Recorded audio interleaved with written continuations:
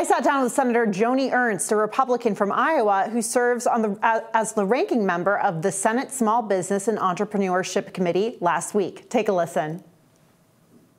Senator Ernst, thank you so much for joining us, and happy Women's History Month. It's really great to have you here today. Well, it's wonderful to be with you as well. I'm so excited to talk about our conversation or have a conversation today. Yeah, absolutely. So I just wanted to get to a couple news of the day topics. Your home state of Iowa is really, taking center stage in the headlines, especially for obviously the Republican presidential primary. We saw former President Trump there last night, Florida Governor Ron DeSantis taking a trip there as well. And then I know you sat down with former U.S. Ambassador to the United Nations, Nikki Haley, over the weekend. What have you been seeing in Iowa, and what's your reaction to the field so far? Well, this is so exciting. I am just so thrilled that Iowa maintains the first in the nation caucus for the Republicans. And Iowans are geared up and ready to go. So whether it's Ron DeSantis or Nikki Haley, they are just thrilled to have these folks visiting Iowa, having those conversations, answering questions. And I am so excited, and I know Iowans are too. So it is going to be a great couple of years. And did you get a chance to see former President Trump's address last night? He really, it seems like, went on the attack against Governor DeSantis. Yeah, I did have other events last night, so I was trying to catch little snippets where I could. But I think as Republicans, we should maintain that gold standard and not attack one another. Yeah, absolutely. Absolutely. So I want to move on to official business now. You are the ranking member on the Senate Committee on Small Business and Entrepreneurship. And there was a recent Goldman Sachs study I came across that found that 99% of female small business owners said they believe the U.S. government needs to do a bit more to support women-owned enterprises. I wanted to get a sense as to what you and your committee are doing to support female small businesses across the country. Yes, I do have a number of initiatives that I have sponsored and led in several of the past Congresses and the Small Business Committee, large in part encouraging the federal government to take a look at women-owned small businesses. We offer all kinds of opportunities, whether it's contracting with the federal government. There are goals set with our departments across the federal government. But most of the time, the federal government isn't even scratching the surface in meeting those goals. So making sure that the federal government is living up to their obligations that are long existing in code is extremely important. But then also focusing on other initiatives for women-owned small businesses. We know how important childcare is to those women that want to engage in their own small businesses, be young entrepreneurs. But they're oftentimes starting a family or have small children. So we know that childcare opportunities are very, very important. So whether it's rules and regulations, forcing the federal government to live up to their own standards, or just offering ideas or alternatives for supports like childcare, very important ideas and thoughts that we can tackle in the Small Business Committee.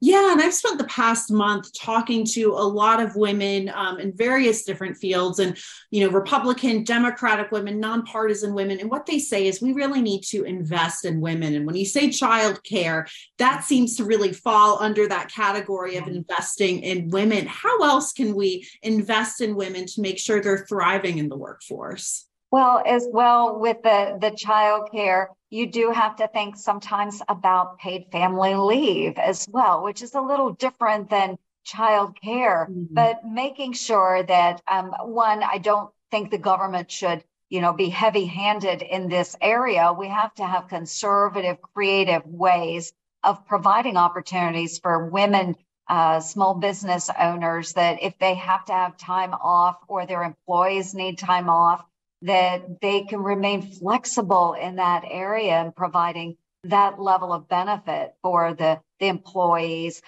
So that is another way that we can assist with small business owners and allowing women and men to take time off if they have a new child that is entering into their family.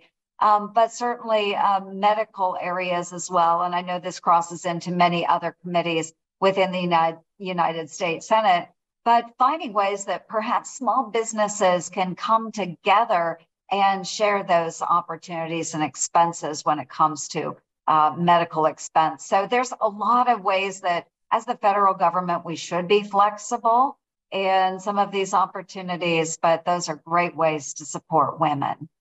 Yeah, and Senator, I want to pivot to another topic, a topic that's really become kind of a part of our national cultural conversation. And this is about the topic of women in their so-called prime. We know that, I believe it was earlier this month or last month, CNN's Don Lemon, said that Nikki Haley was not in her prime. And I saw Republican, Democratic women, independent women coming out and, pushing back on that notion. And even at the Academy Awards the other night, we saw a winner say, Michelle Yeoh say, ladies, don't let anyone ever tell you you are not in your prime.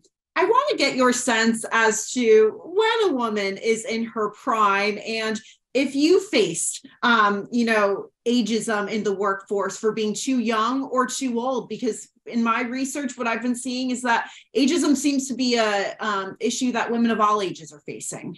Absolutely. And how absolutely inappropriate his comments were.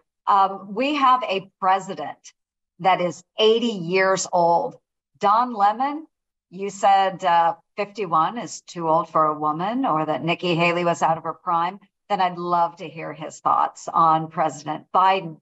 I am older than Nikki Haley, and I would say don't let the silver hair fool you. I certainly have done and accomplished more in my lifetime than Don Lemon, and I would just like to let Don know that I have a lot more coming. So women, ladies out there, I don't care if you are 18 or 80. Every woman contributes, whether it's in her own home, whether it is in a small business as a small business owner, or for heaven's sakes, maybe as president of the United States. I would say that age does not limit our abilities and contributions. And I would think of all people, Don Lemon should acknowledge that and understand that.